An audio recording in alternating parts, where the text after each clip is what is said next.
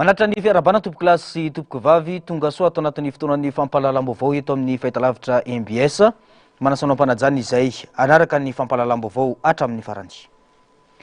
Vao makasika ny fikonan-dom-pirenena avy hatrany isataratsika ny fampahalalam-baovao mila atao laharam-pahamehana ny fikonan-dom-pirenena mba tsy hisy ny krizy miverimberina eto amin'ny firenena hoy ny FFKM omaly nandritra ny fanompoam-pivavahana iraisam-pinoana anamariana ny fahenina amby enimpolo taona nazahoan'i Madagasikara ny fahaleovantena. No mafisy n'ireo filoham-piangonana fa ny fitariana, ny fanamorana, ny fandrindrana sy fandravonana ireo hevitra sy ny tolo-kevitra samihafa ary ny fanaraha-maso sy famadiana izany ololalàna sy vahaolana andrindrana ny fiainam-pirenena no andraikitry ny FFKM ao anatin'ny fanatanterana ny fikonan-doha-pirenena. Anomboka amin'ny ity volana Jona sy Jolay ity ny fikonan-doha ka ny volana Aogositra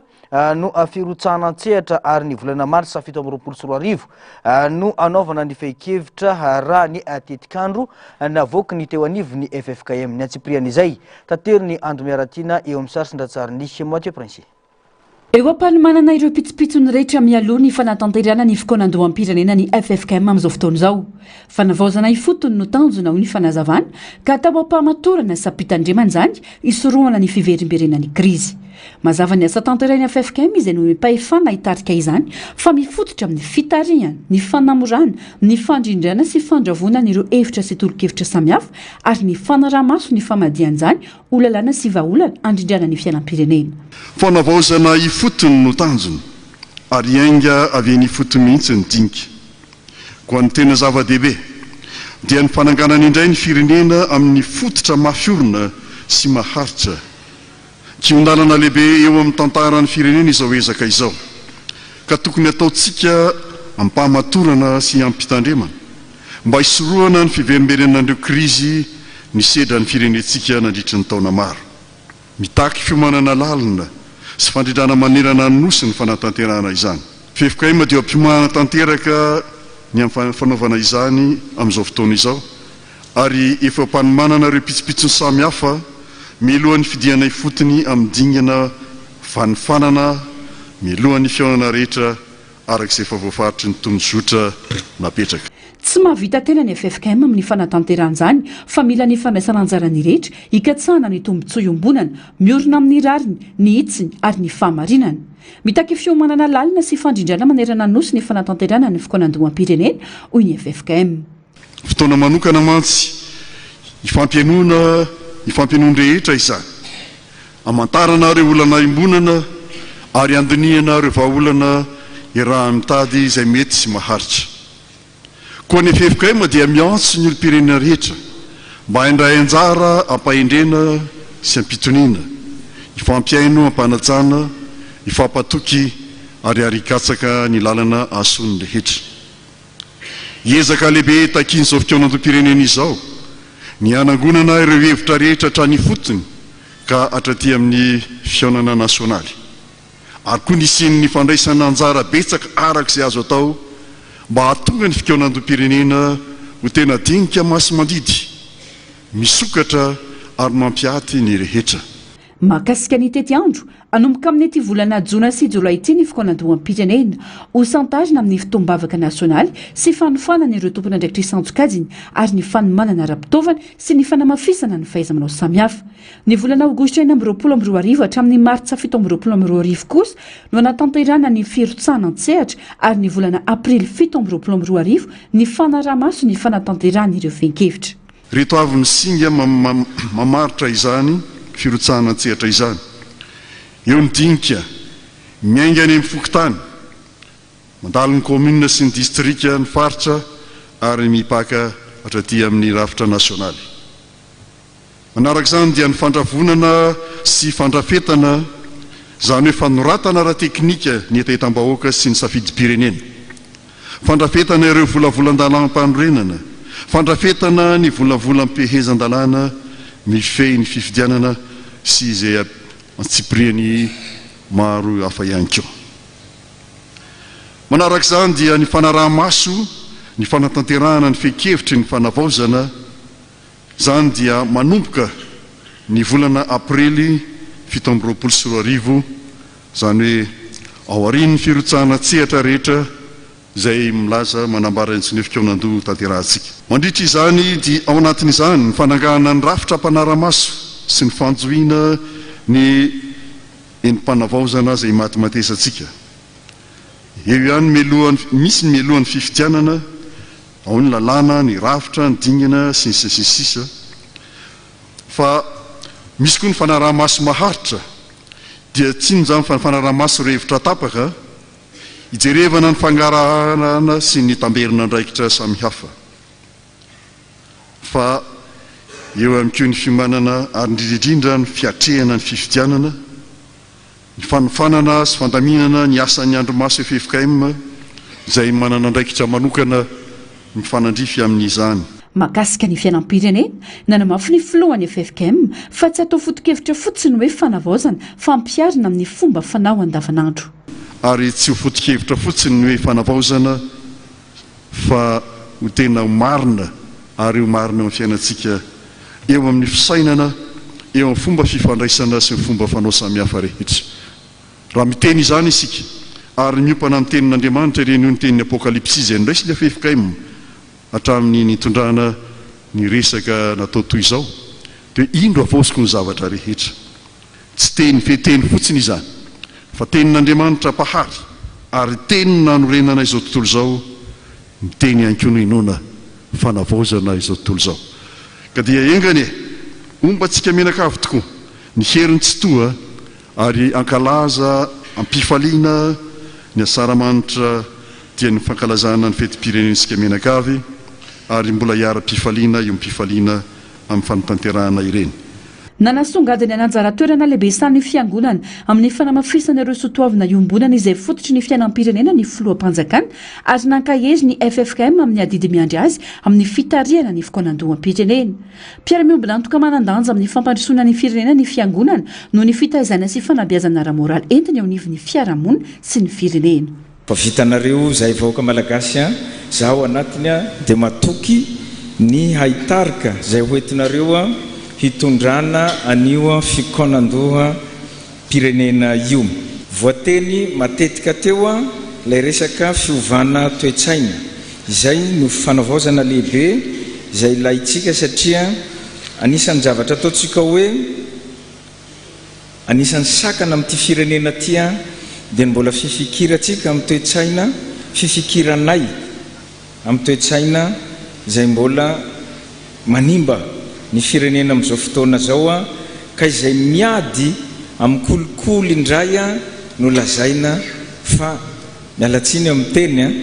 misy mipika kely. Nisongadina ireo nandritra ny fanompoam-pivavahana iray sampirony no tanterana teny amin'ny Eklezia Episkopaly Malagasy Trinité Masina Avaratranjoma Ambody Filahomaly izay tafiditra indrindra ao anatin'ny fankalazana ny faha-enina-mbiepolo taona niverenan'ny fahaleovantenan'i Madagasikara. Ny ainga tao amin'ny Romanina toko faharoa-ambin'ny folo ny andinin'ny faharoa manao ny hoe meteza hovana amin'ny fanavaozana ny sainareo. Ny afatra nandritra izany ka nanasongadina ny filohan'ny FJKM Pastor Andriamampianina zakany hoe tokony tsy oferana amin'ny fanatsarana ny rafitra sy ny fanatanterana fototra-avitrasa fotsiny ny fanavaozana. Ny tota amin'ny vavaka ankira no tanterana tao amin'ny lapan'ny fanatanjahantena sy kolontsaina mamasina ny vavaka ao amin'ny firenena omaly.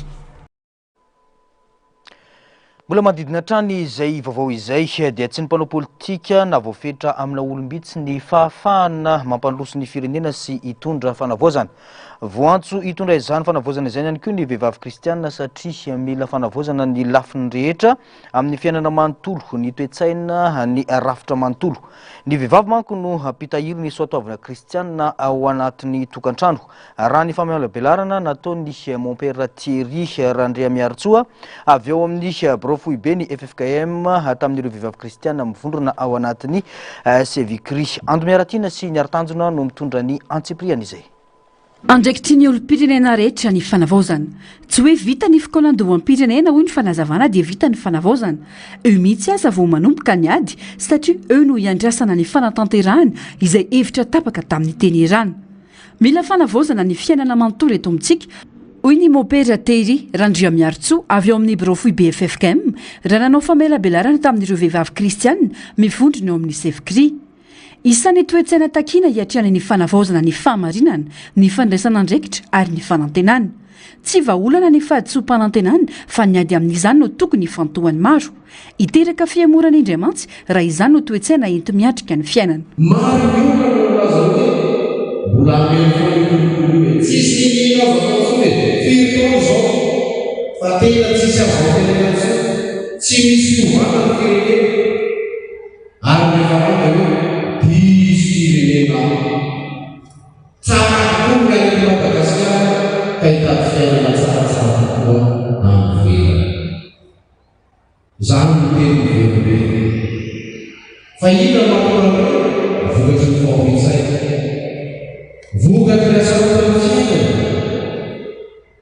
nefa raha avena isy anarana ny ratsy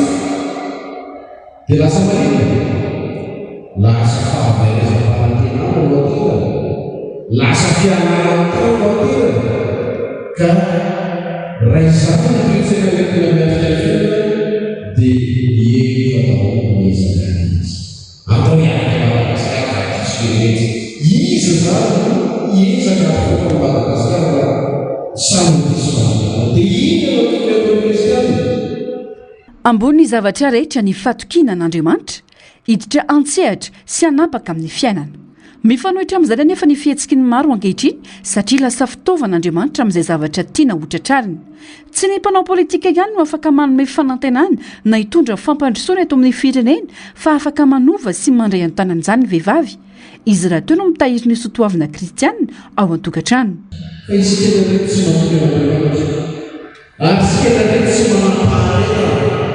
ary problème rehefa mivavaka sika dia tena olana dia zao terentsika namina sikapotsika fa tsy avena tsy fitateraka sikapoanana ataontsika fitaovana apateraka zatsika tao amena ka zao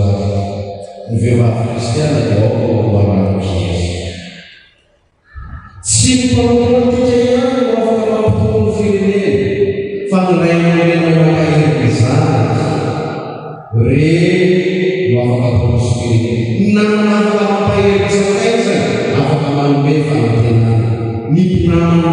mampahery hafa fotoana rehetra dia irery tena vonso mananazavana kely amin'ny fiainantsika tsirairay ka ilaina zany anatin'ny fahadisom-panantenana ny fahaherezana fanahy vavaka fanahy tsy mitsahatra manao soa fanahy manana fiaretana sy faharetana ary fanetretena no toe-panahy ilaina hiatrana ny fanavaozana ho hiatrany ny fanamafisana azo atao tsara ny manova ny tantarany Madagasikara raha misy fahavononana ka zany hoe tsy azo atao tsy misy aveny tsy misy azo ao Madagasikara laisa Israely aza tany hevitra tsisy miteny tsy misy avy Israely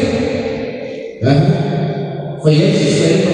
lay tany efa lasa tany mampoka voalohany ka ny tsy misy avy zao Madagasikara dia zao ny vehivavy dia mpitahiry fanantenana zany raha samy ny fiainana mireny zanaka mpanao zanaka fo mireny mpianakaviana mpanao zanaka fo mamamaina mpianakaviana izy mbola milaza ny vehivavy mba tsara raha ny apitsoara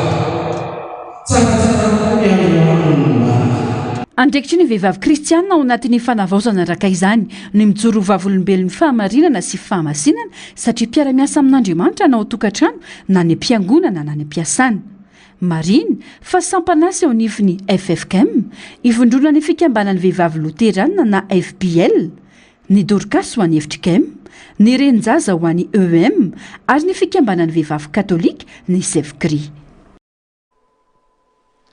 lafom-baovao afa tanteraka kosa ny fototra tamin'ny raharam-pirenena eto Madagasikara sy makasika ny fikonan-doam-pirenena ny dinika ny fanaovan'ny filomary Karavalomanana sy ireo malagasy mpila ravinahitra atao Frantsa ny farany herinandro teo tsy nisy ny elanelana fa samy misy nametraka fanontaniana ny rehetra ka namaly izany araka ny fomba fijeriny ny filomary Karavalomanana ny antsiprian'izay tateriny Andro Miaratina eo amin'ny sasatra tsariny niaro tanjona hatrany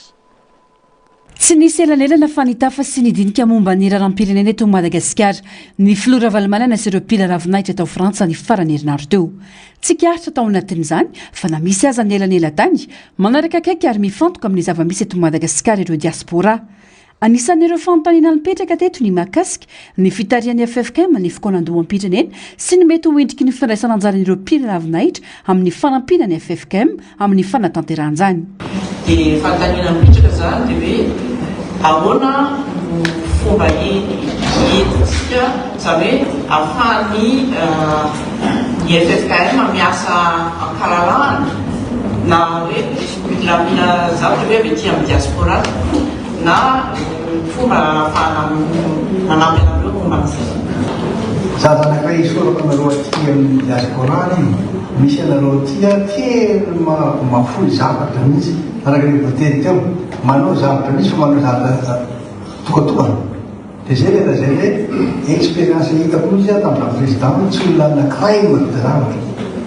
fa tsy le solidarité le miasa miaraka zay ny tena fao miaraka. Dia zany natonga namon'olo reny tonga miaraka fanombohana aloha fa miasa miaraka ny tena hitany tokatokana. Dia te hitanareo a miasa miaraka satria zay resanao zay ny FFKM ataontsika mihitsy resy lavitra azy. Efa miazy karazana navetabeza ireo hoe zao ihany. Efa nitsipahana reo tao ambanda io, efa nitsipahana reo akany zay za tia Madagasikara fa tia manana maizy azy tia Madagasikara za tsy anaraka izay farany veriny. Ahiry zany zany izy dia reo izy toanina. Dia zay fa nataontsika rahina daholo tsika rehetra manona ny FFKM. Dia tsy tsikera izay tsy fahalalana sy tsy fahizany tsy fahamihazana tsika aloha fa apitsika izy hoe zao tokony izy zany metodolojia zany avoa le sainana izy dia efa nalaza anak'olona. Anisan'ireo atsisika ho isan'ireo loha hevitra hojerena mandritra ny fikonan-doham-pirenena ny fanomezana azo fa ahafahana mandry anjara mivantana amin'ny fifidianana ho an'ireo malagasy monina ivelan'ny Madagasikara. Mbola tsy misy resaka momba izany hatreto saingo azo heverina ho ny filoha Ravalomanana fa manana azo amin'izany diaspora toy ny amin'ny firenena hafa raha natefa mivantana tamin'ny fanontaniana. No mariany mazava ihany koa fa tsy fampielezan-kevitra no ataony amin'izao fotoana raha mitafa amin'ireo mpila ravinahitra fa fionana tsotra samy manana ny anton-diany raha teo ny rehetra hoy izy. Aminao toy ny fidy ve ny vahoaka eto amin'ny diaspora satria araka lazana teo misy ny volana efa nayatia raisinareo somatsara ny Madagasikara fa rehefa tonga amin'ny toerana amin'izay dia adino tanteraka ny diaspora hoe monjy amin'izay nareo aminao tokony fidy ve ny diaspora malagasy. Voalohany aloha diaspora no resahana fa ny fahatoavana tsy mbola manao campagne na pré-campagne fa manataka fotsiny hoe hoe mbola manana ambition manana zay fotontiko resahana ina mahatonga zany tsy fananiko tsy misy maporta hoe mila vola na mila seza na mila fahefana tsy zany tiamon'ele malagasy manao fa tenesina fotorevanareny fa tialaky fa fatany hoe zao mahazo azy faharoa manana droit ny olona rehetra afaka jereo sénégalais jereo reny anyreny tokony anana droit ianareo fitokavaty amin'olo mietrika ny miketrika naseo ketrika zany le fahaina. Inareo mandamy fa atao milamina tsara izy tokony ary mbola antaninao tena voavelako mbola velika any tsy tonga aty akory anao fampirizan-kevitra hoe aleo sy vitanareo tonga dolaro zany tsy mbola fatokavany any fa ny afataka. Ankoatr'io mampiaya ihany koa ny fanginany tanora amin'izao fotoana izao tsy tokony hisy faniliana azy ireo amin'ny raharam-pirenena hoy ny fanamafisany. Amin'izao tsika amin'ity zao nefany ohatrany tsy enona zareo. Efa antaniko tiako apetraka président mba hisy ny abstention mafy be indray amin'ny fifidianana manaraka mila enona ny jeune ary tokony tsy voaikilika mihitsy izy na izy na izy anavana lafiny samy malagasy araka ny tenena atao reto tokony misoro daholo ny drala tokony tsisy hoe voaikilika raha ray fa ain'izareo zarazara mizerizely tena aina malagasy lasa misy dimy kokoa izy mizerizely nisy samby zany mifampitotoko hoe ihany fadanymiana tamy loza nazany sasany ihany desadesaka aminy ihany kaitonga zany mitadanaafrika zay zavatra misy le jeune koa mahajeune azy satria zay mizatsy azy tembola taloha izy ary mafy be koa le iny tsisy fanaovana mikety azy olona hafa firenena manana azy mampalelo amitsy mety azy anareo tiako fampiasana mba tsy tonony ny sabotsy lasa teo no nisy ity fionana ity ny alady kosa namonjy fiaraha-mivavaka tao amin'ny FPMA fiangonana protestanta malagasy aty andafy tao Paris ny Flo Ravalomanana marika. Fiainana antoko kosa mandray anjara mavitrika sy mivantana amin'ny fiainam-pirenena ny vehivavy tiako i Madagasikara naneo ny fahavononany ho an'ny antoko ny fametrahana vehivavy ho rafitra ao anatin'ny antoko tsy tonga ho azy ary tsy vitan'ny vava fotsiny anefa ny tongavana amin'ny tanjona hoy ny sekretera général ny antoko tiako i Madagasikara sekretera général faharoa fa mitaky ezaka sy fahavononana eo amin'ny tsirairay. Nisy ny fiainana teo amin'ireo vehivavy tima rehetra ny farany herinandro teo naneon'izy ireo ny firaisankina sy ny fihavanana ny antsiprian'izay tateriny Andro Miaratina sary sy niratsariny miara-tanjona hatrany. Voaporofo fa andro ny antokontsika i Madagasikara ny fametrahana ny vehivavy sy ny fanomezan-danja azy ireo amin'ny rafitry ny antoko isan'ambaratongany manoloana ny fahavitriana ananany. Maneho fahavelomany eo amin'ny fiainana antoko ny vehivavy tsy ho mpikambana fotsiny fa mandray anjara amin'ny fitariana. Manaraka ny fianteresanam-pirenena ny antoko tima amin'ny fampandraisana ny vehivavy anaty antoko ho ny fanazavana. Manaraka ny fianteresan-pirenena koa tsika ny amin'ny fandrafetana sy ny fampandraisana anjara ny vehivavy ao anatin'ny antoko. Fianteresan-pirenena izay fatatsika fa mametraka ho zava-dehibe amin'izao fotoana izao no hoe tsy mpikambana fotsiny ny vehivavy fa mandray anjara amin'ny fitariana, mandray anjara amin'ny fitantanana, mandray anjara amin'ny fifidianana. Raha ny zava-misy ankehitriny ambany tapandraisana anjara ny tanora sy ny vehivavy anjara amin'ny fiainam-pirenena sy ny fitantanana anjara-panjakana. Mazava ny any antoko tima miomana fahefana matombana politika hoy ny fanazavana ka novan'izy ireo laharam-pameana ny fanomanana ny vehivavy hijoro sy ho resy lahatra amin'ny fiainam-pirenena ka hiandray anjara mivantana amin'izany. Miomantsika amin'izay fifidianana isan'ambaratongany, miomantsika amin'ny fametrahana iza ny volona, iza nefa miofana, iza nefa mijery izay tokony atao fa andray andraikitra indrindra ny tanora ny vehivavy. Ohatra hoe zamba maniry tonga sefopoky-tany, zamba maniry conseiller municipal, zamba maniry conseiller communal sy ny sisa ny ambaratonga mpitantanana mety olom-boafidy na olom-boatendry. Tsy tonga ho azy navitan'ny vava fotsiny anefa izany fa mitakezaka sy fahavononana ho ny fanamafisana. Tsy tonga ho azy ireny hoe firy ny vehivavy any anivon'ny antenimieram-pirenena, firy ny vehivavy be ny tanàna, firy ny vehivavy mitantana any anatin'ny bureau politika isan'ambaratonga ireny, fa ny fiezahantsika sy ny fahavononantsika ary fahavitrihantsika nareo vehivavy moa zany no mahatanteraka an'ireny zavatra ireny fa tsy hoe tononona fotsiny, atao teoria fotsiny, atao plivava fotsiny dia mahazo toerana ny vehivavy. Fa tadidio fa amin'izay ale rehetra dia voaporofo fa vehivavy ny maro anisa, ary amin'izay atao rehetra dia voaporofo fa ny zavatra ataon'ny vehivavy dia ohatran'izao réussir daholo. Tsy ny sehatra ny politika ihany fa mifantoka ary mivelatra amin'ny sehatra maro lafy ny fandraisana andraikitra ataon'ny vehivavy tima eto amin'ny firenena raha tsy teny efa tsy ny sosialy. Nisy moa ny fionana teo amin'ny vehivavy tima rehetra tamin'ny farany herinandro teo nanehoan'izy ireo ny firaisankina sy ny fihavanana teo amin'ny rehetra. Vaovao ny trangam-piarahamonina kosa olona mahery ny enimpolo no tratry ny fahapoizinana ara-tsakafo teny Andrainoro antehiroka ny farany herinandro teo. Marary misa eo amin'ny 430 ao amin'ny Hashira ary eo amin'ny 330 isa ao amin'ny CHU Anosiala raha nitatitry ny ministera ny fahasalamam-bahoaka. Fantatra fa ho raisy ny fotoanam-panjakana antanana ny fitsaboana ireo marary ireo. Nakatona an-tsena voalaza fa nividianana ny menaka nampiasaina nanamboarana ny sakafo ahina ho nitarika ity loza ity. Raha ny nambarany teo anivo ny ministera ny varotra sy ny fanjifana.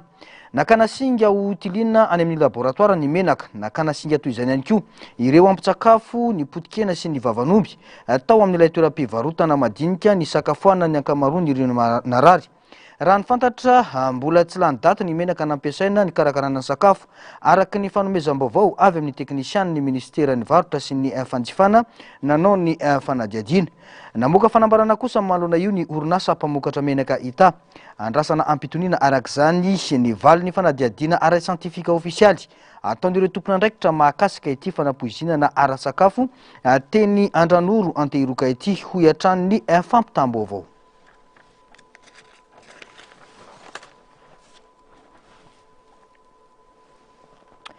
lafombaovao afatanteraka niteraka resabe ny farany herinandro teo ny vaovao miparitaka mikasika ny mety ho fitokonana ataon'ireo mpitatitra eto andrenivohitra rampitso vokatry ny fampidirana ambalampamonjana ireo fiara-pitatitra maromaro nandikany lalàna ny fifamoivoizany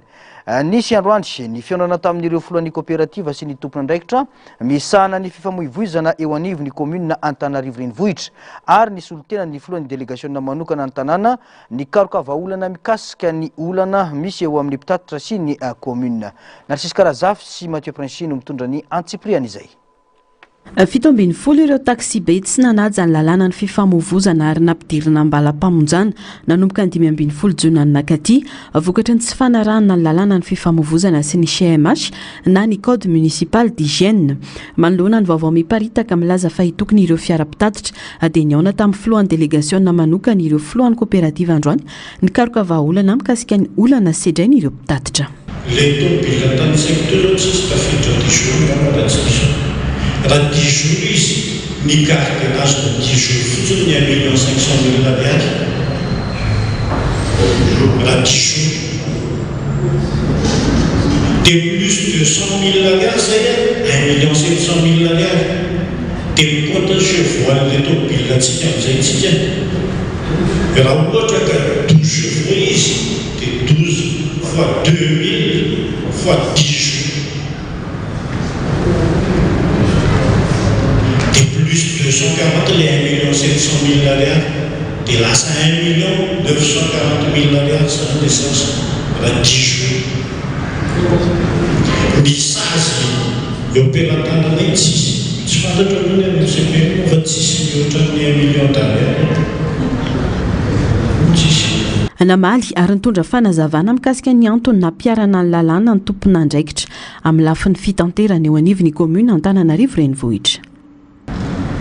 Raha mampiasa ny tomobile iny zany zay manana ohatra amin'ny anosy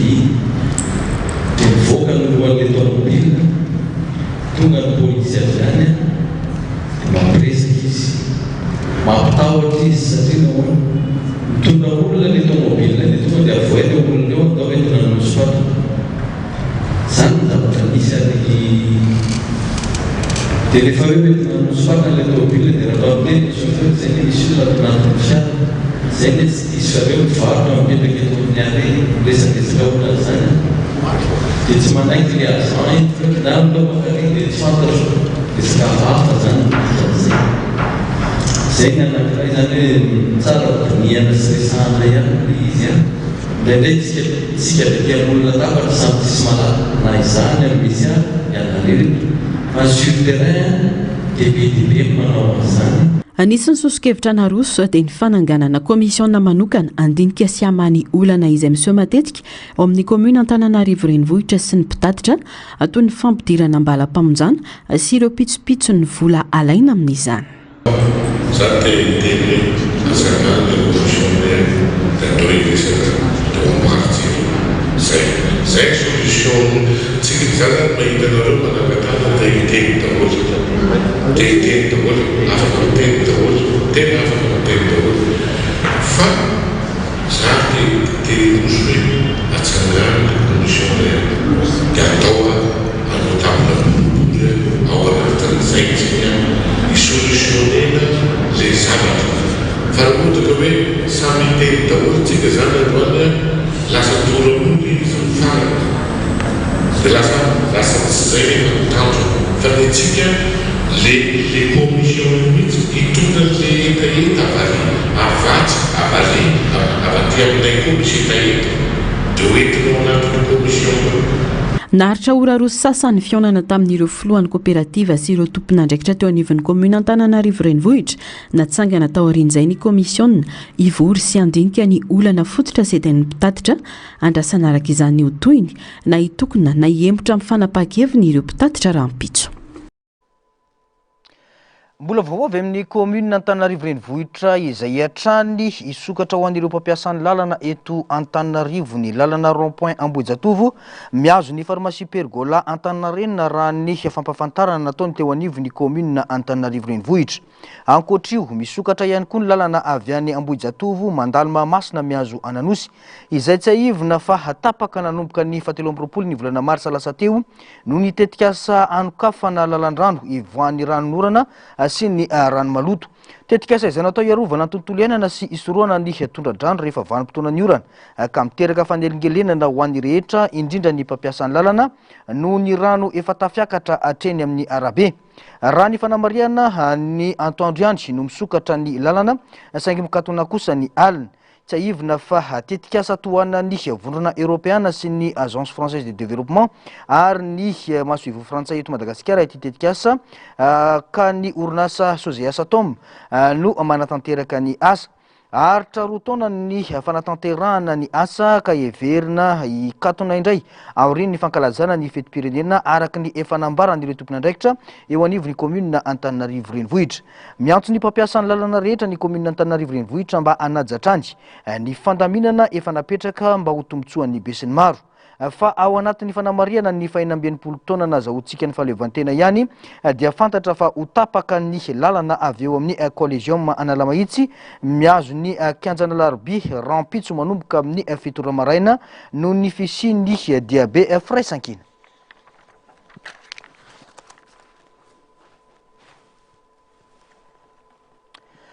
Verina ao anatin'ny tontolon'ny fitaterana isika isokatra manomboka rampitso ny tompiatsonana eny Amoronakona kooperativa Valopolo no fantatra fa ifindra eny raha ny vaovao saingy tsy resy lahatra amin'ny fifindrana eny ireo mpitatitra miasa eny amin'ny tompiatsonana fahasankarana. Vonina kosa nefa izy ireo ny itondra fanatsarana ny fotodrafitrasa sy ny fomba fiasa eny antoerana raha ny fanazavana Narcisse Karazafy sy Mathieu Prince no mitondra ny antsipriana izay. Kooperativa fito amin'ny telopolo no miasa eto amin'ny tompiatsonana fahasankarana ary fiaramanodidina ny 200 eo no mivezivezy eto atao ary ny fifampiresahana tamin'ny ministera ny fitanterana ary tapaka fa afaka mijanona ety ireo mpitatitra efa niasa tety hatramin'izay. Safidy manokana ireo kooperativa kosa ny ametraka sampany eny amin'ny toby fiantsonana Amoronakona izy ireo na tsy raha ny fanazavana. Voalohany indrindra aloha dia mankasitraka ny fitondram-panjakana nanao ny ezaka ny amin'ny fandaminana rehetrarehetra ny amin'ny kasika ny fitaterana dia nametraka moa izy hoe araka ny tady sahazonay zany dia hoe afaka mifindra ny Amoronakona izay makeny mipetraka ny Amoronakona izay Amoronakona mijanona eto izay mijanona eto. Izay zany aloha dia anisan'ny hoe ny mankasitraka ny hijanonany eto satria noho ny antony maro samihafa eo ny fahalaviran'ny toerana aloha faharoa manakarak'izay eo ihany koa ny fanatanterahana an'ilay Amoronakona moa zany taminay mpitatitra teto arana tamin'izany fotoana zany izy io tsy tena marina tsy dia nisy fampiarahana loatra. Nampananteny ireo mpitatitra ny safidy ny hijanona eto amin'ny fahasankarana ahafahana tsara ny tompo-piantsonana mba hahazoana misintona mpanjifa sy hamalina ny kiana mivaivay mahazo azy ireo matetika mikasika ny fandaminana ety antoerana. Isan'ny ezaka atao ny fanatsarana ny fotodrafitrasa sy ny fametrahana dabapako ikajiana ny fahadiovana. Dia misy moa zany misy manao kilafiny hoe nitsasa zao ohatrany hoe manana agrément be da be mamoron-dava fianaratsotra tamatavy na ohatr'izany dia ohatra le fianaratsotra tiliara mijanona eto amin'ny fahasankarana fa le mavangain-drano sy tamatavy ohatra makany zay mahatonga le misy 20 eny fa ny akabetsahany ihany zany dia eto amin'ny fahasankarana daholo le izy dia ezaka zany zay anatsarana izay amin'izao fotoana izao. Faharoa manakarak'izay ezahana koa amin'ny resaka sécurité tanao mamboarina vavahady amin'ny sécurité eto amin'ny fahasankarana ezahana koa na ny mpiasa eto ara dia ezahana ny amin'ny resaka fahafikarakarana ny resaka hoe na fanjaisana ny mpanjifa na resaka hoe fanjaisana ny olona mba tsy isin'le fitarainana be fa eo any amin'ny tambazotra zany manko be da be fitaraina misy an'izao eo moa mety hoe misy marina fa eo koa mety hoe misy tsy marina ihany koa. Tery loatra ireo toerana misy ny guichet ety amin'ny tompo-piantsonana Amoronakona aka tsy afaka atorian'ireo mpandeha andeha-lavitra atao ireo hiazo any vangain-drano natao lagnaro aka isan'ny antony tsy maharesy lahatra azy ireo ifindra eny amin'ny fiantsonana vaovao io. Aizary natao ny entana voyageur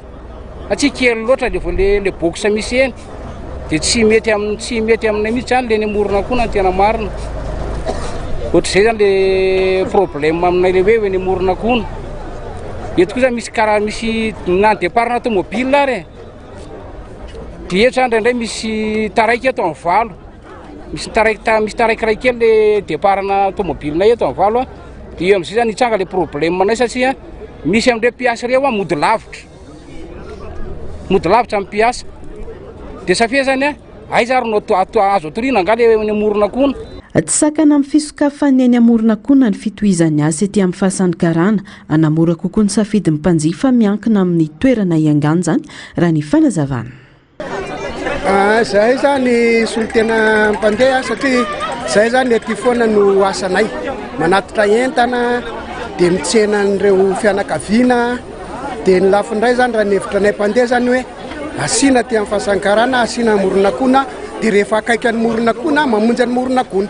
fa maty amin'ny fahasankarana mamonjy amin'ny fahasankarana satria mba jerena koa le voyageur zany ny frais de déplacement satria tsy manana tomobile ohatrany any an-tafy ny eto Madagasikara ka hoe andeha hoany dia manahoana amin'izay ohatrina zany frais taxi raha miala amin'ny tanàna misy an'le lavitra amin'ny morona koana satria morona koana efa akaikikaika azo makany any lokony Tamatavy ohatra zany dia izay zany mba etaetanay hoe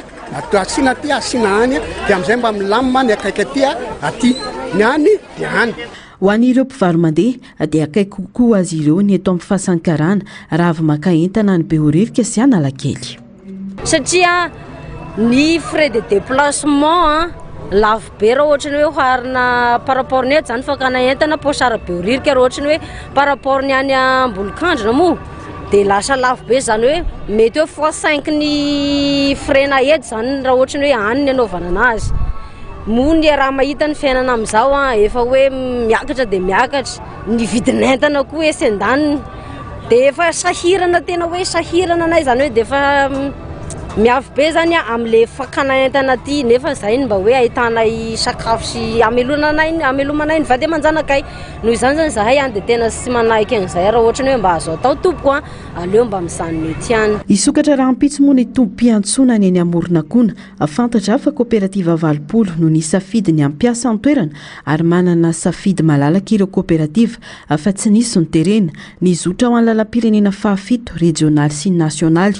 Toan'Andramasina Ambatolampy Antsirabe Betafo Mandoto Ambohibary Faratsio Antanifotsy Manandona Sahanivotra sy ny maro hafa ary ny zotra miazo any lalam-pirenena faharoa regionaly sy nasionaly Toan'Ambatomanga Manjakandrina Mantasoa Moramanga Vatomandry Mahanoro Ilaka Est Alotra Tomasina Fenelivesta no ifindry ny antoerana raha ny fantatra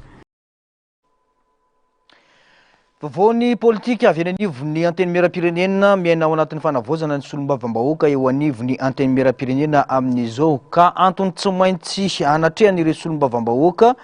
ny fandaniana ny teti-bolam-panjakana sy mpantsiana hoy ny filohan'ny anteny miram-pirenena miasa ao anatin'ny fahitsinana sy ampitandremana ireo solombavambahoaka mba tena isy fiantraikany tsara amin'ny sarababem-bahoaka ny fanapahana izay ho raisina hoy ny fanazavana rindra tsara ny tahirinena no hitaterana izay vaovao izay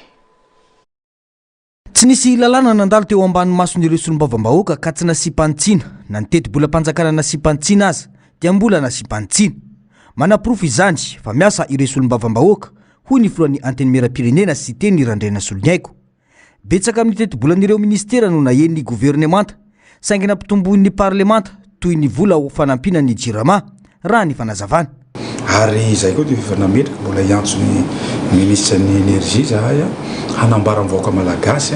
mba hiassurena hoe tsisy délestage io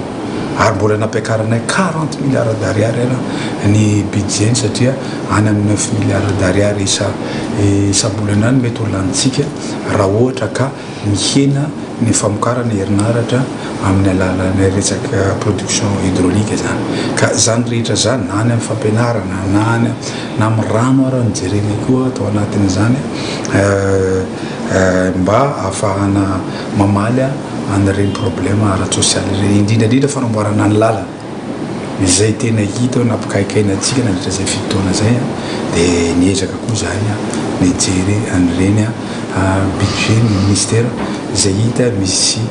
fiantsakana amin'ny vahoaka malagasy. Iroso amin'ny fivoriana tsy ara-potoana roa nisy olombavambahoaka aorian'izao fivoriana ara-potoana izao. Betsaka ireo lalàna mila fandiniana tonga eny anivony ity androm-panjakana ity ka antony izao vanapahan-kevitra izao hoy ny fanamafisana. Ankoatra ny resaka lalàna amin'ny feny fitsinjaram-pahefana dia isy ihany koa ny fiantsona mpikambana governemanta satria misy ireo ministra marisarisa amin'ny asany hoy ny fanazavana.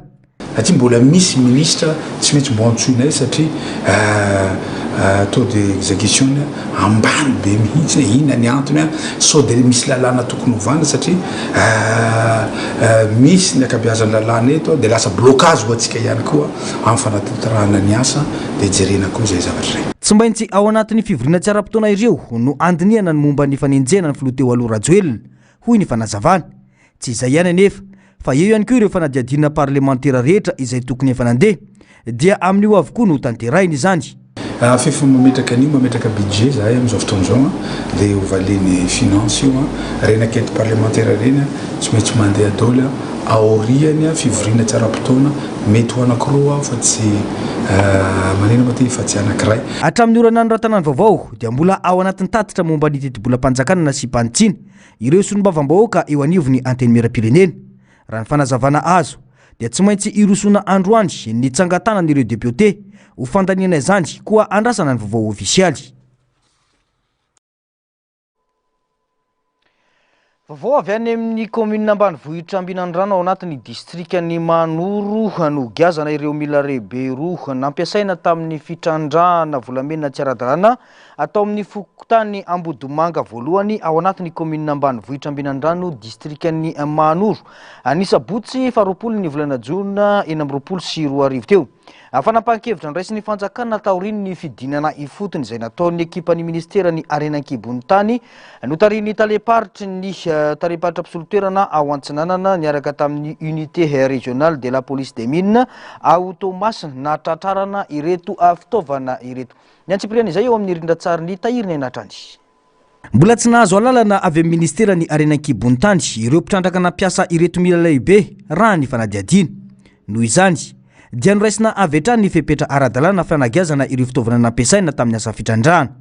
Nanatrika sy nanara-masony fanatanterana ny dingana rehetra tamin'ity hetsika ity ireto tompon'andraikitra eny fotony mba hiantoana ny fanarahana ny lalàna sy ny mangarahara amin'ny asa. Raha ny fanazavany solombavam-bahoaka izay voafidy tao Manoro dia efa tamin'ny taona 2024 no nisy resaka fahazahoan-dalàna hitrandraka saingy tsy ireo toerana nazahoan'ilay orinasa hitrandraka no nanaovan'ny fitrandrahana. Dia nisy mpitrandraka nividy an'ilay périmètre tagny amin'ny commune Ambinandrano zany hoe efa tamin'ny 2009 zany izy io. Dia araka le feo mandeha zany dia hoe efa misy nanana le périmètre io zany ohatrany hoe karana zany no nividy anazy io tamin'izany. Dia teo moa zany dia tsy haintsika amin'izay nivadibadika teo ny taona dia lasa avy amin'izay ohatrany hoe namidy zareo tamin'ny Sono. Dia taty afara amin'izay nahitana fa nisy fifanarahana zay nataon'ny fokon'olona niaraka tamin'ny zareo mpitrandraka zaho ihany koa tena tsy nafantatra. Raha ny zavatra mandeha zany dia tsy le zavatra périmètre no nangatahiny zareo tamin'izany fotoana zany no andrasany zareo permis zay avoakan'ny ministère fa nisy fifanarahana ihany koa tamina opérateur an-tanàna Ambinandrano tao zay manana tany tsy haiko asa ny azany Ambinandrano izany io dia andro zareo zany no manao sondy ka normal be ny réaction an'ny ministère hoe anajanona ary ny scellé any io ny fitaovana io. Isan'ny voatonotona ho tao ambadiky ity fitrandrahana tsy ara-dalàna tao amin'ny commune Ambinandrano distriktan'ny Manoro ity ny solombavam-bahoaka sy ny lehibe ny faritra teo aloha. No laviny anefa izany ary miantso ireo manana pirofo ho amin'izany ny tenany mba amoaka izany. Ny agnarako raha ohatra ka voatonotona agnatiny koa azony zareo amarinina eo anivon'izay ministère zay fantatra an'izy ireo ka nahitana ny agnarako ary mety nahitana ny akoroko fa lainga zay ary tena tsy fantatro satria izaho tsy sady tsy mpividy volamena tsy mpitrandraka ihany koa ary tsisy raha idirako mahakasika an'izay fa io mety fomba mba fizerin'olona samby isany fa tsy fantatro.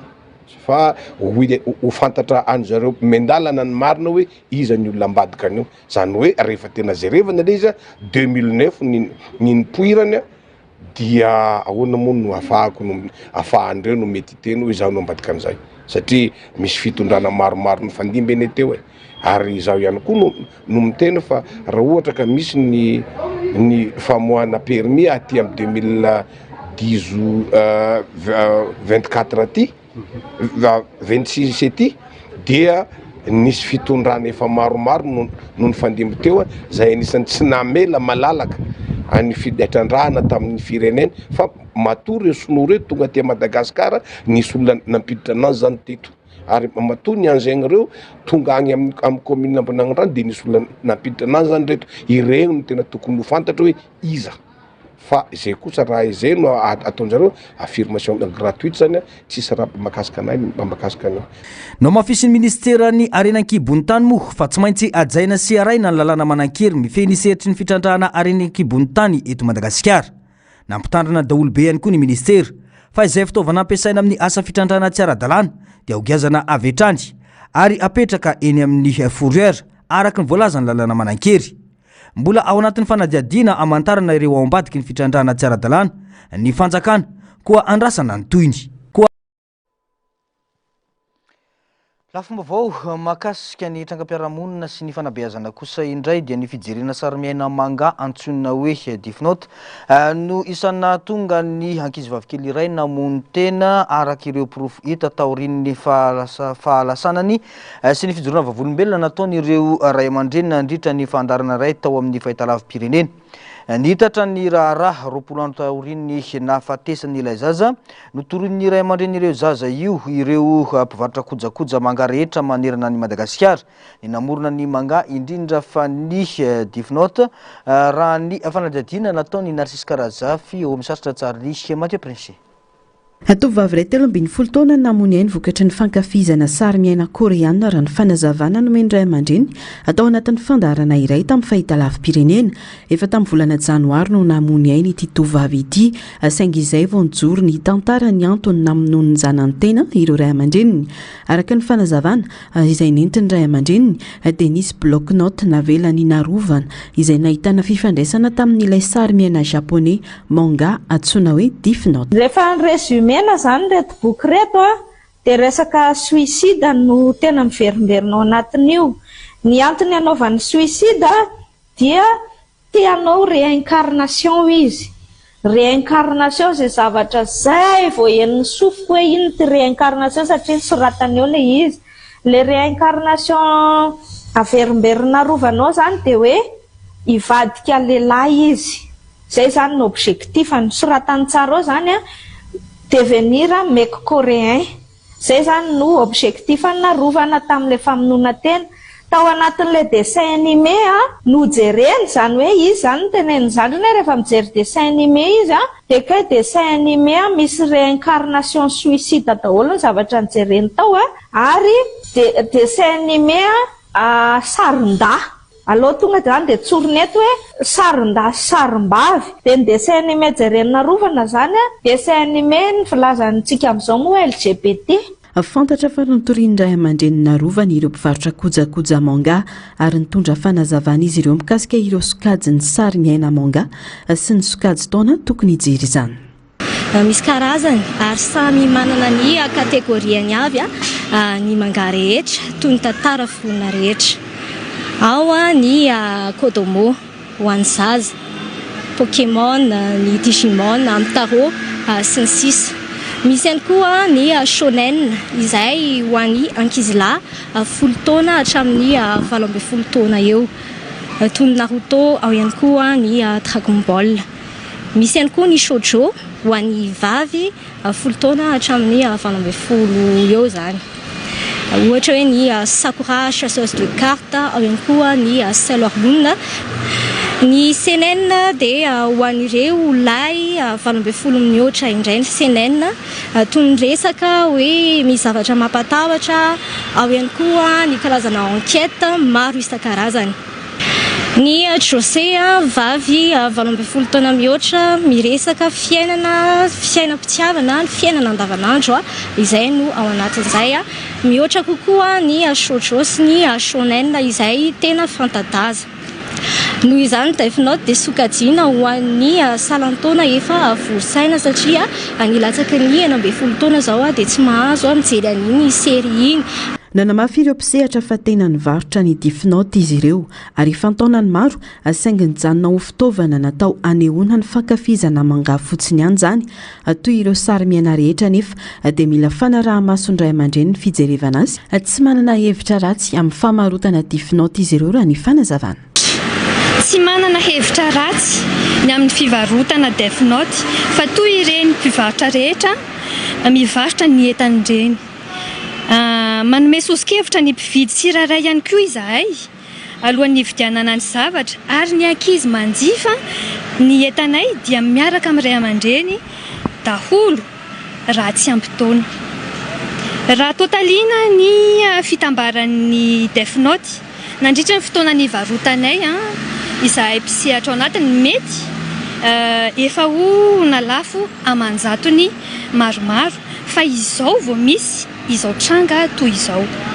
Raha hitanay dia tsy tao anatin'ilay Death Note no nanoratany an'ilay 770 antony nahafatesany sy ilay réincarnation izay tsy misy hidirany amin'ilay tantara Death Note ihany koa. Mahagaga nefa ankehitriny fa izahay mpivarotra an'io boky io ihany no nametrahana fitoriana sy no heverina fa nahatonga ny loza. Fantatra moa fa nogiazan'ny mpitandro filaminana avokoa ny Death Note rehetra namidiny ity trano fivarotana kojakoja manga ity nanamafy dadalina rovana fa nametraka fitoriana ho an'ireo izay mivarotra ilay boky Death Note eto Madagasikara ny tenany ho fiarovana ireo zaza malagasy efa ampelatana ny mpanao fanadihadiana andrara ary mety hiakatra fitsarana tsy ho ela. Fa ho tapaka tanteraka ny fifamoivoizana eny Ambohimiandra manoloana ny seza Ambohimiandra izay mampitohy Ambohimiandra sy mandro seza ato anatiny atelona. Ho tapaka ihany koa ny famatsiana rano amin'ireo faritra voakasiky ny fanamboarana fatson-drano raha nambarany tompony andraikitra androany. Iverina tsikelikely kosa ny famatsiana rano arakaraky ny fahafenon'ny tambajotra aorian'ny asa fanamboarana. Ando Miaratina sy ny Arotanjona no mitondra ny Antsipriana izay. Manodidina ny 700 metatra toratelo isanandro ny rano very ety Ambohimiandra vokatry ny fanterana sy fahasimban'ny fatson-drano ety an-toerana. Tsy maintsy eritsoana araka izany ny fanamboarana noho ny fahitana ny fitombon'ny fahasimbana ary goavana ny asa tanteraina ho ny tompona ndraikitra satria fantsona manana sava ivo 500 mm ary eo amin'ny 700 metatra eo no soloina tanteraka. Ho tapaka tanteraka mandritra ny 3 andro manomboka androany araka izany ny lalana Ambohimiandra mandro seza noho ny asa fanolorana sy fanamboarana fantsona ho tapaka ihany koa ny rano noho ny asa atao. Araka ny hitantsika dia misy ny fahaverezana rano vokatry ny fahanteran'ny fantsona teto sady ankoatran'ny rano very dia toy ihany koa fahasimbanana lalana. Marihana fa noho izay fahanteran'ny fantsona izay dia efa mahatratra hatrany amin'ny 700 metatra toratelo isanandro na mihoatrany ny very vokatry izay fahavalesana izay. Mazavazany hoe goavana ty asa ity satria fantsona mirefy manana sava-ivo mirefy 500 mm eo no soloina eo amin'ny alava 500 metatra mahery. Mandritra ny 3 andro tsy 3 alina nanatanterahana n'izay asa izay izany hoe miasa zany ny orinasa JIRAMA sy ny permis bankamina mandritra ny andro sy ny alina mba hamitana io asa io aingana. Tsy ho very intsony ny rano ary tombo ihany koa ny tosiky ny rano aorian'ny vavitany asa ka iantsony ny tompony andraikitra faharetana sy nametrano fialatsiana ho an'ny rehetra amin'ny fanelingelenana. Ankoatran'ny tsy fahaverezan'ny rano intsony dia mitombony tosiky ny rano any amin'ny fantsona izay vatsiny ity fantsona